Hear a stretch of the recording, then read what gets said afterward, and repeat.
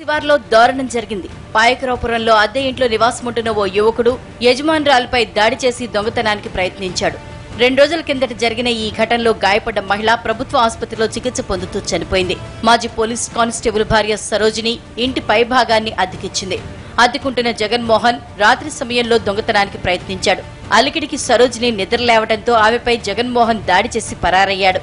అపస్మారక స్థితిలో ఉన్న బాధితురాలిని గుర్తించిన కుటుంబ సభ్యులు ఆసుపత్రిలో చేర్పించగా చికిత్స పొందుతూ చనిపోయింది. జయశంకర్ జిల్లాలో యువకుడి వేధింపులు తాళలేక డిగ్రీ విద్యార్థిని ఆత్మహత్య చేసుకుంది. ములుగుకు చెందిన రమ్య స్థానిక కళాశాలలో డిగ్రీ మొదటి సంవత్సరం చదువుతోంది. స్థానికంగా ఉండే యువకుడు అమర్నాథ్ ప్రేమిస్తున్నానంటూ ఏడాది కాలంగా రమ్య వెంటపడుతున్నాడని మృతురాలి బంధువులు ఆరోపిస్తున్నారు. వేధింపులు ఎక్కువ కావడంతో రమ్య ఆత్మహత్య చేసుకుందన్నారు. సమాచారం అందుకున్న పోలీసులు రమ్య మృతదేహాన్ని పోస్టుమార్టం కోసం ఆసుపత్రికి తరలించారు. రమ్యను అమర్ ఫోన్లో వేధించిన రికార్డులను పోలీసులకు అందించిన కుటుంబ సభ్యులు నిందితుడిని కఠినంగా శిక్షించి తమకు న్యాయం చేయాలని డిమాండ్ చేశారు. అనుమానంతో భార్యను చంపాడు ఓ భర్త. పశ్చిమ గోదావరి జిల్లా చింతలపూడి మండలం ఓటసముద్రం గ్రామంలో జరిగింది దారుణం. లక్ష్మణరావు జగదీశ్వర్లకు 10 ఏళ్ల క్రితం పెళ్లైంది.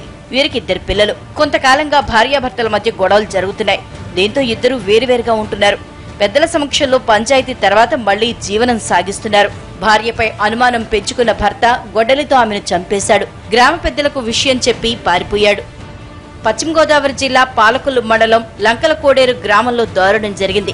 అత్త వదినలపై పెట్రోల్ పోసి నిప్పంటించాడో వ్యక్తి. అత్తారింటికి వచ్చిన హరిప్రసాద్ తన భార్య ఎక్కడుందని గొడవ పెట్టుకుని ఇద్దరిపై పెట్రోల్ పోసి నిప్పంటించాడు. బాధితుల కేకలు విని పరిగెత్తుకొచ్చిన స్థానికులు వారిని ఆసుపత్రికి తరలించారు.